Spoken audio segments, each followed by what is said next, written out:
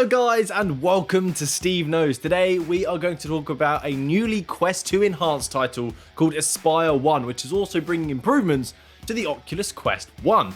So I'm going to share my thoughts on the game, show you some gameplay, and I hope you enjoy. So first of all, I'd like to thank Tripwire Interactive and Digital Lobe for sponsoring this video and for allowing me to do so, being open with my opinions, so there's no bias here. Thank you. If you like what you see whilst I'm showing off this game, I'll leave the links down below in the description so you can check it out for yourself. So let's get started on this review and show you the Quest 2 enhancements.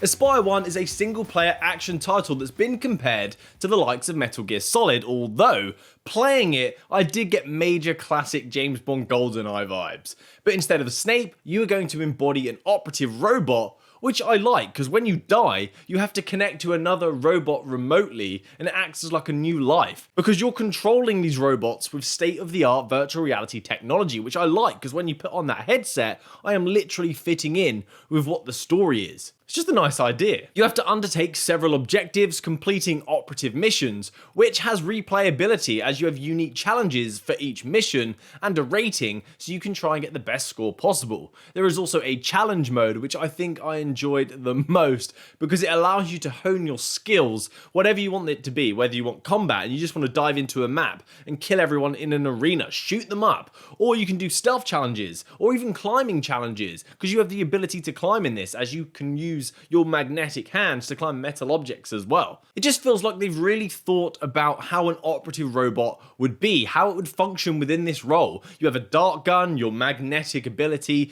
that allows you to climb and attract metal objects such as weapons, the remote upload for new lives, the way you transition from bot to another bot at different mission stages, auto repair, the cameras you have in your hand so you can peek around corners if you're trying to be as stealthy as possible, and also your bot strength so you can pick up and throw enemies and hide them so other enemies don't see them and know that you're here. So what are the improvements for the Oculus Quest 2 version? So I'm going to go through the Quest 2 updates and then ones that also apply to the Oculus Quest 1. So some of the improvements for this new headset are: there is increased clarity with less aggressive dynamic foveated rendering and an increased pixel resolution. So the game is going to look much clearer. The game did look very crisp, except at the end of missions there seemed to be some like report and it had some text that came back to you that looked a bit like a terminal. So I think maybe that was a design decision to not make that as crisp as possible. If it was, I don't think it was clear enough. They've also added a higher mesh resolution for guards and other characters. Mesh resolution is the distance between two elevated points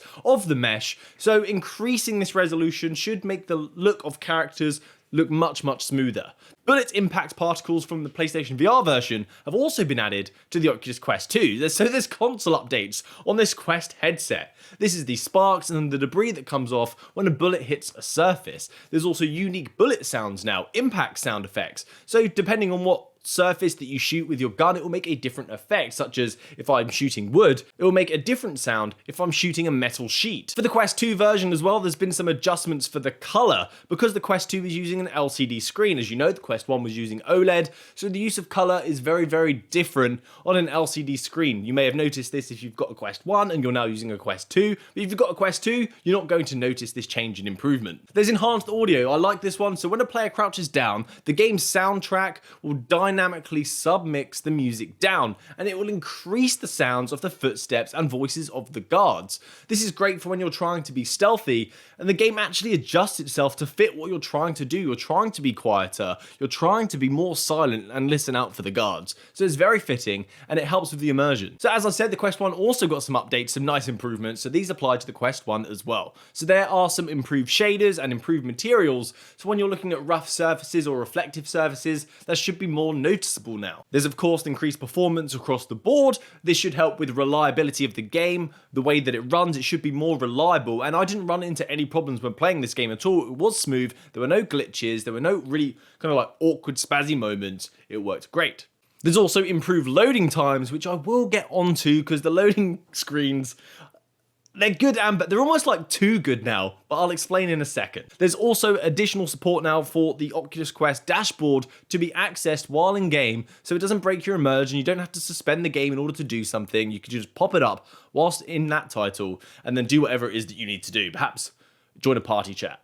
But it's not all song and dance, not everything is perfect. I did have a couple of issues when playing this game. So I was talking about the loading screen.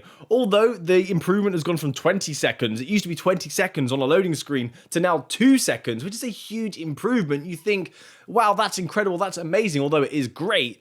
It's like now the loading screen is almost like a flash, and it's like a immersion breaking. It just goes flash, oh, I've just had a loading screen, then I'm back in the game again. What I would like to see is them to create a kind of like a pause in the game, in that moment, so I can still look around, but there's still loading going on in the background, even if it increased the loading time by like a second.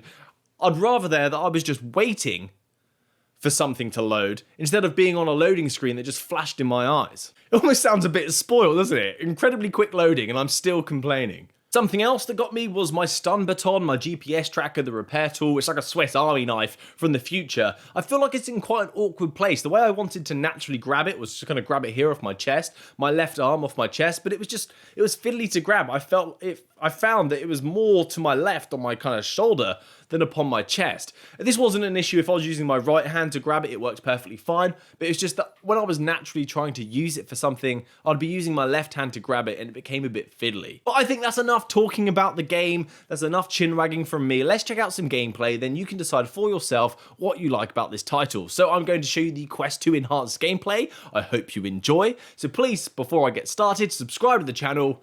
Let's begin. Here we go. Open! Let me in. All green. Agent. Hello. We've lost access to the other Espire prototypes. If you lose a unit, we'll hop you in back here. Okay, well, at least I've got quite a few lives this time to begin with. This new Espire model has a few tricks up its sleeve. Why to be?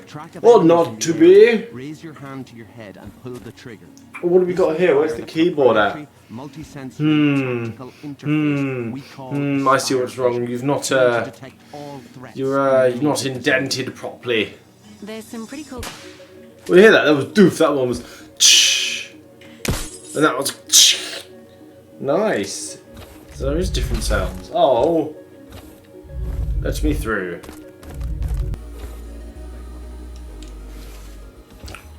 Good to be careful.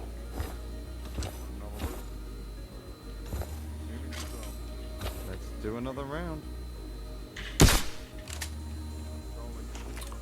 Shh. Shh. No one knows we're here. Let's go! Give me a machine gun, I want to use it.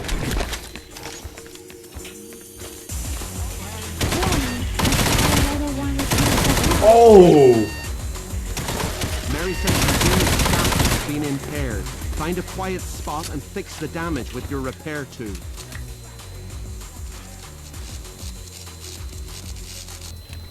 Get out of it. Hide the evidence.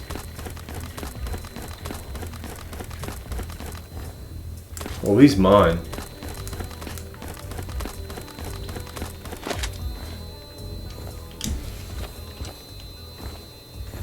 Stay focused.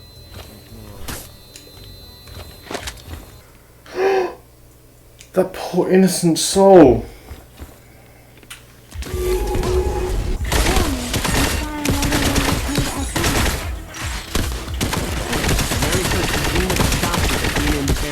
Find a quiet spot and fix the damage with your repair tool.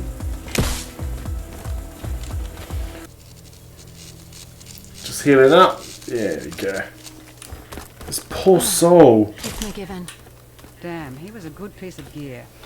This guy. Breathe, son. Are you okay, Harry? Are you okay? Boom, boom, boom, boom. Wake up! Wake up, Harry! Security! Clearance level security! Crate with an E on it. Ooh. Ooh. The door did open for me. It would be rude not to go through. Hello, it's a coffin! Locked up the security station. Maybe there's They a way ca- past was set. Us humans, we call it packaging. But not for a robot. Into the vents, be a bit of inconspicuous. Oh, hey there. Ammunition depleted.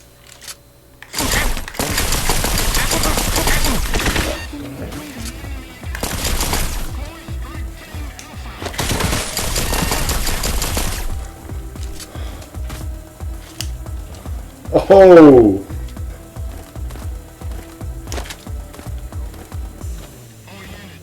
So that's it for me today, guys. Thanks for watching to the end of the video. I hope you've enjoyed this game. As I said before, the links are down below if you're interested. Please subscribe to the channel. Thank you for coming to watch Steve Knows. Thanks to my patrons, you absolute legends. Happy gaming, guys.